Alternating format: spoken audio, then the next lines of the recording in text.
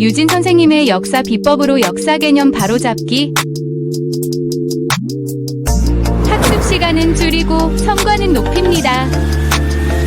망포동 최대 규모 종합학원 더에듀 프리미엄의 역사 단독 전임 강사 유진 선생님을 소개합니다. 학부모님들 고민 많으시죠? 걱정은 노, 역사는 유진. 어려운 내신 이젠 놓치지 마세요. 망포동 한국사는, 망포동 세계사는, 저국어 역사 논술 유진.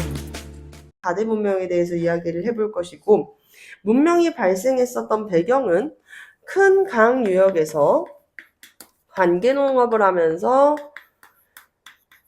부터다라고 보고 있고요. 문명이 형성되었던 지역들의 이 특징, 공통적인 특징을 보게 되면 일단 첫 번째, 청동기를 사용을 했었다라는 거. 청동기. 선생님이 이제 청동기 시대부터는 역사 시대라고 이야기를 했죠. 문자를 사용했기 때문에. 그쵸?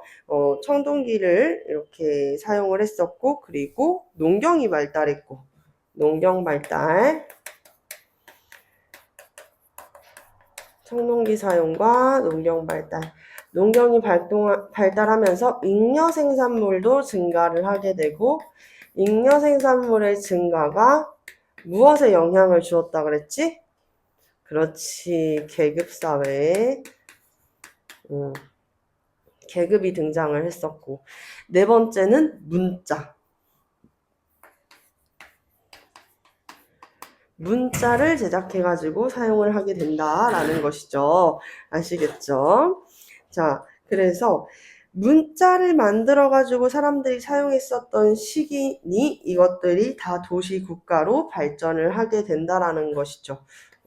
이렇게 도시국가로 발전을 하게 된다. 발전하게 된다라는 이야기였습니다. 네, 발전하게 되고 이제 문자도 사용을 하고 문자를 서로 만들어가지고 사용을 했었던 시기라고 볼 수가 있는 거지. 여기에다가 이렇게 적어보면 되겠죠? 자, 그럼 우리 메소포타미아 문명부터 시작해 보겠습니다. 메소포타미아 문명.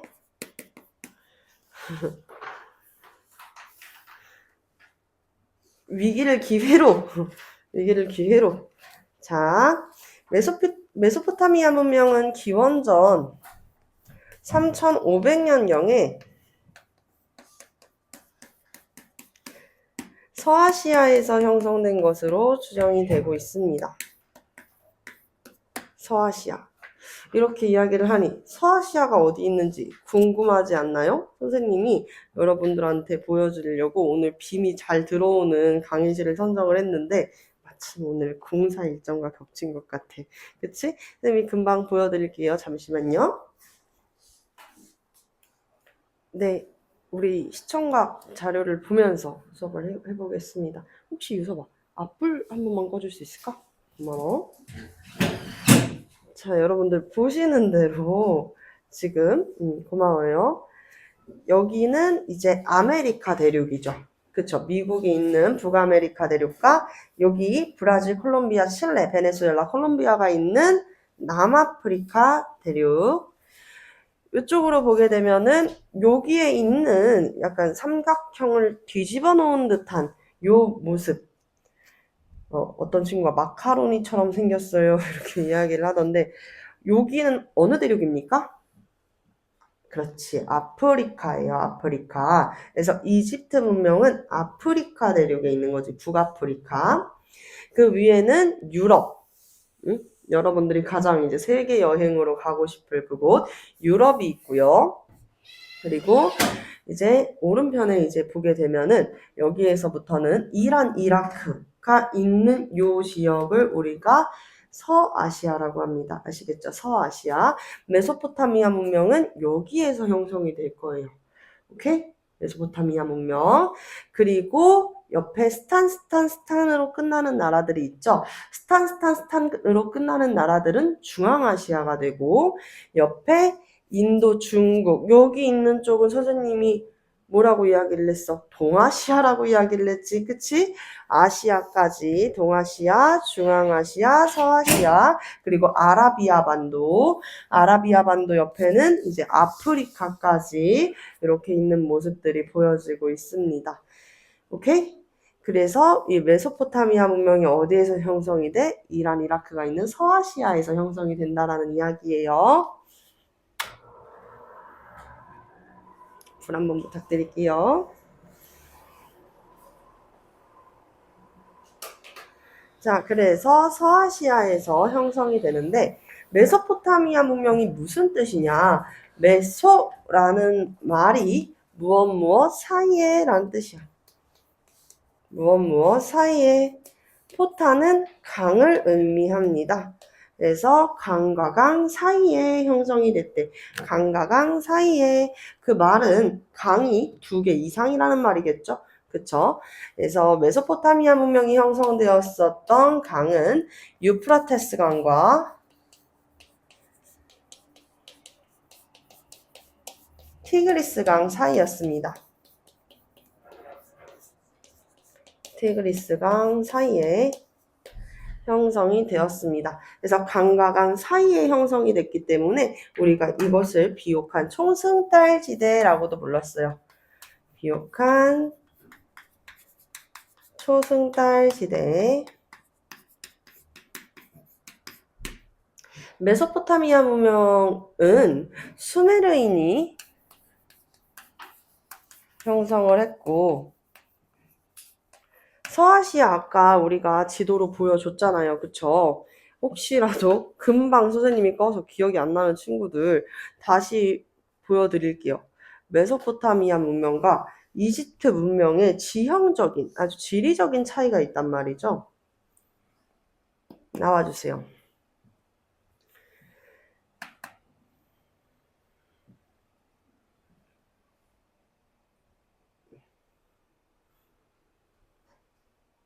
네, 여기 보이죠? 이집트는 북아프리카의 가장 북동쪽에 위치해 있어요. 그렇죠? 북동쪽에 위치해 있으니까 여기로 오는 거 아니면은 여기 말고는 이집트로 올 수 있는 방법이 배 타는 거밖에 없어. 그렇죠? 그렇다 보니까 오늘 왜 이럴까? 오늘 뭔가 무서운데? 잠시만요.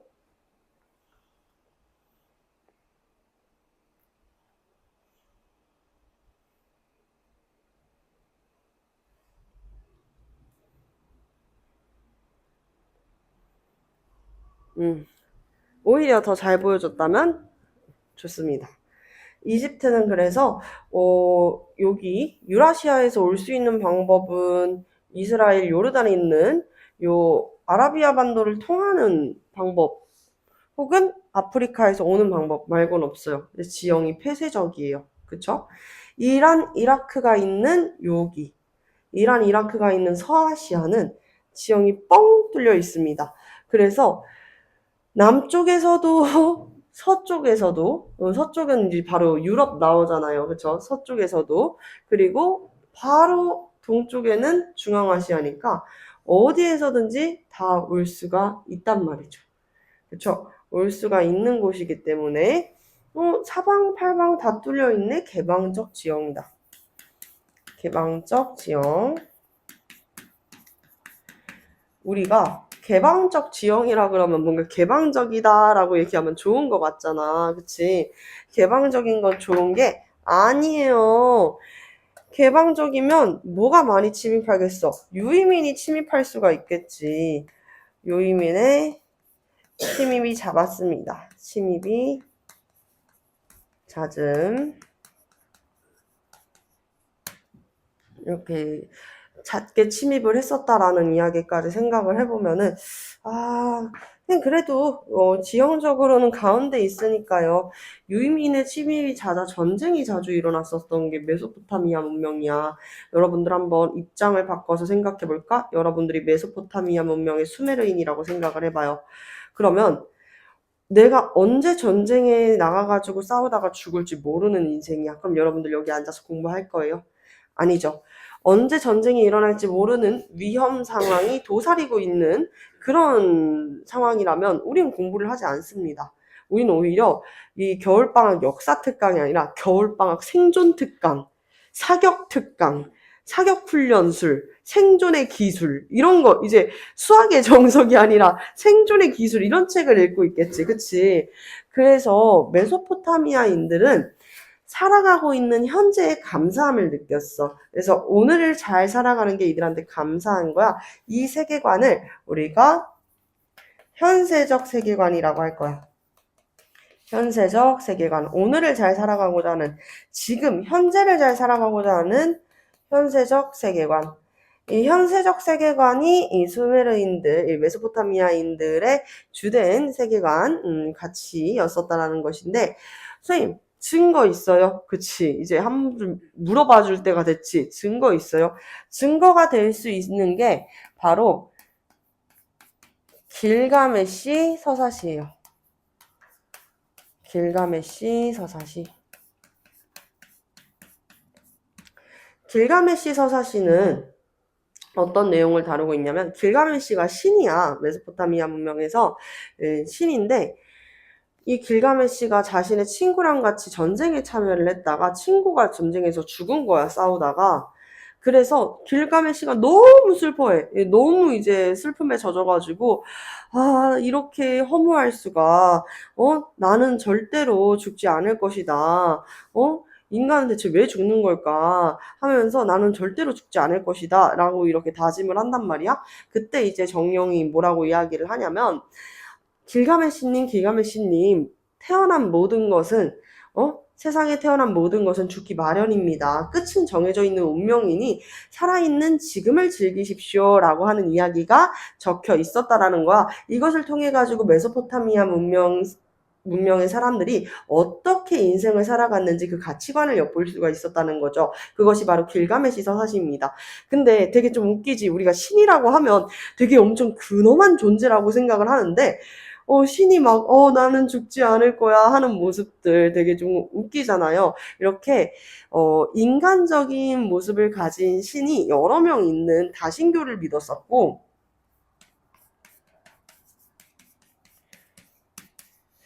메소포타미아 문명에서도 이제 신전이 있었는데 지구라트라는 신전이 대표적입니다.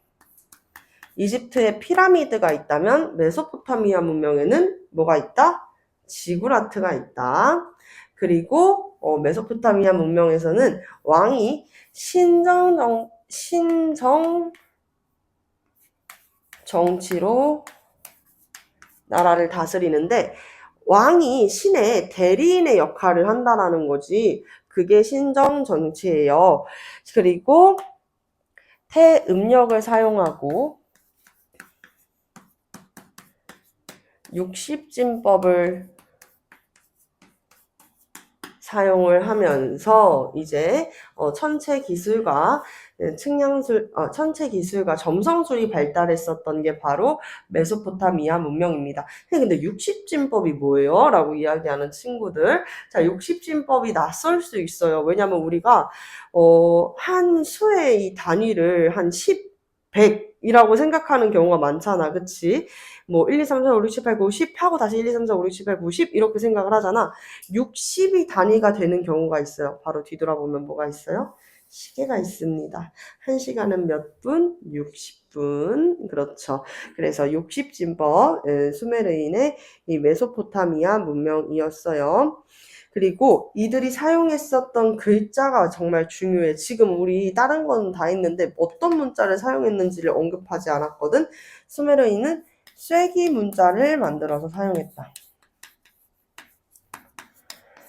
그래서 이것을 우리가 좀 재미있게 정리를 해볼 수가 있는데 선생님이 요 마이크를 잠깐 끄고 양손을 이용해서 설명을 해볼게요. 메소포타미아 문명은 무엇 사이에 형성이 되었다. 강과 강 사이에 형성이 되었다. 이거 뒤집으면 뭐예요? 시옷 글자가 되죠. 그렇죠. 시옷. 자, 그래서 누가 형성했다? 수메르인이 형성을 하게 되었다. 그래서 무슨 문자를 사용했다? 쐐기 문자를 사용했다. 쌍시옷 쐐기 문자를 사용했다까지. 더 사실은 이제 시험 전에 애들이 요거 시험 기말고사를 보면 시험 범위가 여기서부터 시작이잖아. 그러니까 애들이 여기를 다 까먹어버려 이미. 그럴까봐 이제 선생님이 요거를 만들어가지고 설명을 해줬는데, 무엇 사이에, 유프라테스강 티그리스강 사이에 형성이 됐고, 서아시아의 수메르인의 쐐기 문자를 이렇게 이야기를 했었습니다. 자, 여기 메소포타미아 문명이었었고요. 메소포타미아 문명이 어떻게 되냐면, 이제 바빌로니아의 침입으로 인해 가지고 메소포타미아 문명이 이제 무너지고 합쳐지게 됩니다. 바빌로니아의 전성기를 이끄는 이제 왕이 누구였냐 하면은 솔로몬이래. 죄송해요. 함무라비였어요. 함무라비 왕이 있었는데, 함무라비 왕 하면은 빠지지 않고 나오는 게 있어요. 함무라비 법전.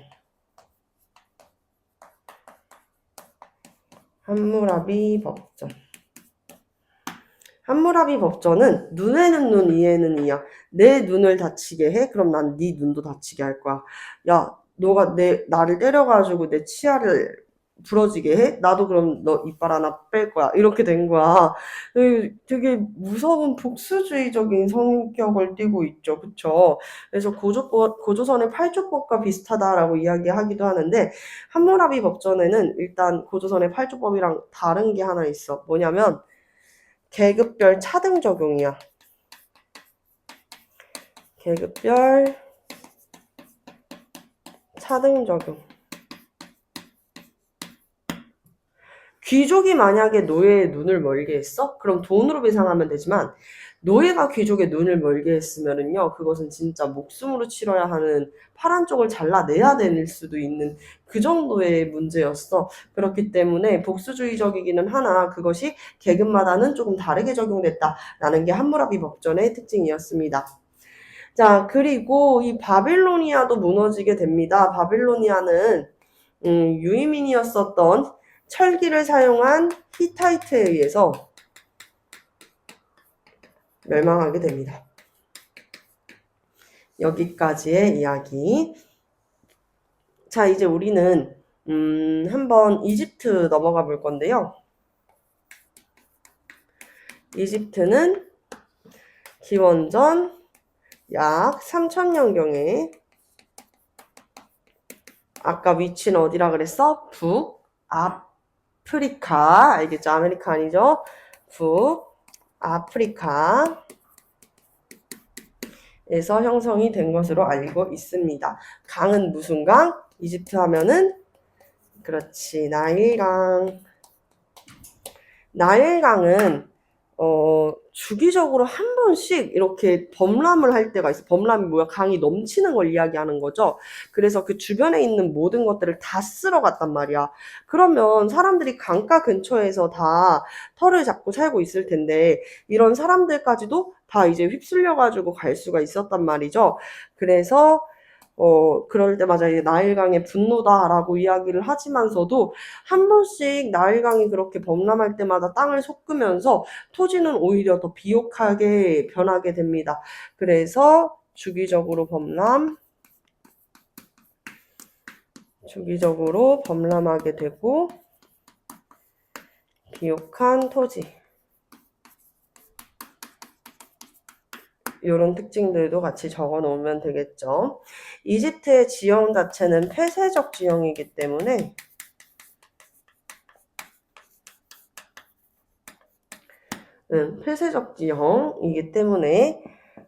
꽉 막혀있는 지형이었습니다. 그래서 이민족의 침입이 적죠. 여기는 이민족의 침입이 잦아. 계속 많이 침입을 해. 근데 이민족의 침입이 적다.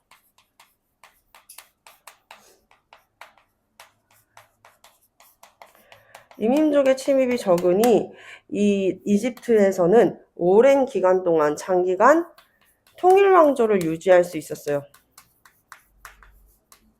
장기간 통일왕조를 유지할 수 있었다. 그래서 통일왕조를 유지하면서 국가가 존립되었다라는 이야기는 왕의 힘이 강했다, 약했다? 강했다라는 것이죠. 왕권이 강했다라고 볼 수가 있겠습니다. 그래서 왕권이 강한 신권정치는 신으로부터 왕의 권위를 받았다라고 이야기를 하는 거야. 왕 누구였을까? 이집트를 통치하는 통치자 파라오죠. 태양신 라의 아들로 알려져 있는 파라오야. 그러니까 신으로부터 권리를 부여받았다고 이야기해도 사람들이 납득할 수가 있는 거죠. 그러면 두 가지 근거를 대볼게요. 선생님, 폐쇄적 지형이라는 거에 대한 근거. 폐쇄적 지형이면 사람들의 가치관은 메소포타미아 문명에서는 현세적 세계관이 자리 잡았었다고 그랬잖아. 폐쇄적 지형이면은 내세적 세계관. 내세적 세계관은 죽은 다음에도 사후세계가 있다라고 생각을 하는 거야. 그러다 보니 이제 조금 더 통치하는 것도 쉬웠고 사람들도 죽음 이후의 세계가 있다라고 생각을 했기 때문에 그 근거, 죽은 사람한테 사자의 설을 옆에 이렇게 같이 끼워줬단 말이죠. 사자의 설가 무엇이냐면 우리는 죽으면 어떻게 된다고 많이 얘기를 해요? 하늘 날아간다는 이야기를 많이 하지. 우리의 영혼이 위로 올라간다라고 생각을 하는데 이집트 같은 경우에는 우리 영혼이 아래로 내려간다고 생각했어. 지하세계. 거기를 이제 두아트라고 이야기를 하는데 두아트에 가서 내가 그동안 올바르게 살았는지를 일단은 심판받는단 말이죠. 그래서 이제 여러분들 아누비스라고 들어봤죠? 아누비스라고 하는 신이 이제 지하세계에서 죽음과 삶을 담당하는 신 오시리스에게로 데려간단 말이야. 그런 것들을 딱 봤을 때 이 사람들은 죽음 이후에 사후세계를 믿었었구나 라는 것도 알 수가 있고 내세적 세계관. 두 번째는 신이 여러 명이죠. 그렇죠. 태양신 라도 있고 파라오도 있고 그리고 뭐 지하세계에 죽음을 관장하는 신도 있고 그리고 지상세계도 마찬가지로 탄생을 담당하는 신이 있어요. 그 둘은 부부야. 오시리스와 부부인 이시스가 있고 그리고 이제 아누비스가 있고 그리고 오시리스랑 이시스 사이에서 태어난 호루스도 있는 거고 그러니까 이렇게 신들이 여러 명이라는 거야. 그리스 로마 신화도 신이 여러 명이잖아요. 그렇죠. 올림푸스의 신들이 다신교 그리고 신전이 여기에 이제 지구라트 있었으니까 하나 더 이야기를 하면 카르나크 신전. 카르나크 신전이 현존하는 가장 오래된 신전으로 알려져 있는 게 카르나크 신전. 자, 그리고 파라오의 강력한 왕권을 이렇게 나타내는 근거는 피라미드랑 스핑크스.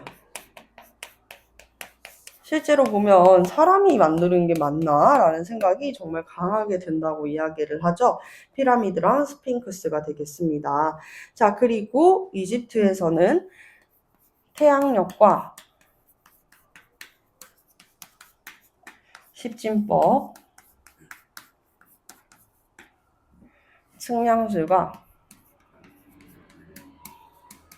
측량과 토목기술이 발달합니다. 측량 기술이 발달할 수밖에 없었던 이유 주기적으로 범람한다니까 뭐가 나일강이 그러니까 나일강이 범람하는 시기를 알아야 될 거 아니에요. 그쵸? 자 그래서 이렇게 토목기술 발달한 모습 신권정치 좋습니다. 그리고 이집트에서 사용한 문자는 무슨 문자? 이집트는 맞아 그림으로 이렇게 문자가 되어 있잖아요. 그쵸? 그림 문자를 사용했다. 그림 문자를 상형 문자라고도 합니다. 상형 문자. 상형 문자라고 해볼 수가 있습니다. 아시겠지요? 자, 여기까지가 이제 이집트에 대한 이야기였었고, 이후에도 이제 그 지중해 연화에서 라고 이야기하면 바로 지중해가 어디 있는지 모르는 친구들이 있어. 유럽이랑 아프리카 사이에 있는 게 이제 지중해예요. 이렇게 뜨면은 보여드릴게요. 그래서 지중해 연안에서 성장했었던 페니키아와 헤브라이에 대한 이야기도 좀 해볼게.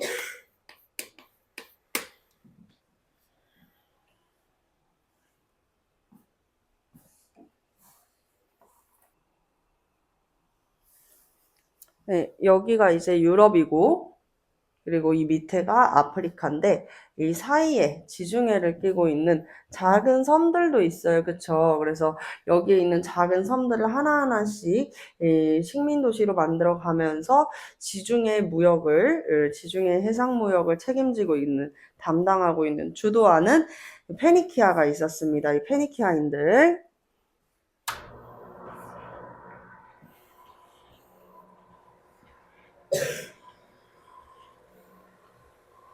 자, 그래서 페니키아인들은 기원전 비교적 앞서 이야기했었던 메소포타미아 문명이나 이집트 문명보다는 최근입니다. 바로 기원전 1200년경에 지중해의 동부의 이 작은 섬들에 나라를 식민도시를 세워가면서 형성이 되어가고 있었고요. 지중해 무역, 지중해 해상 무역을 통해서 성장하는 나라였었고, 작은 섬들을 이제 식민 도시화를 시켜가지고 성장을 해 나갔습니다. 그 식민 국가 중에 하나는 무엇이 있었냐면은 카르타고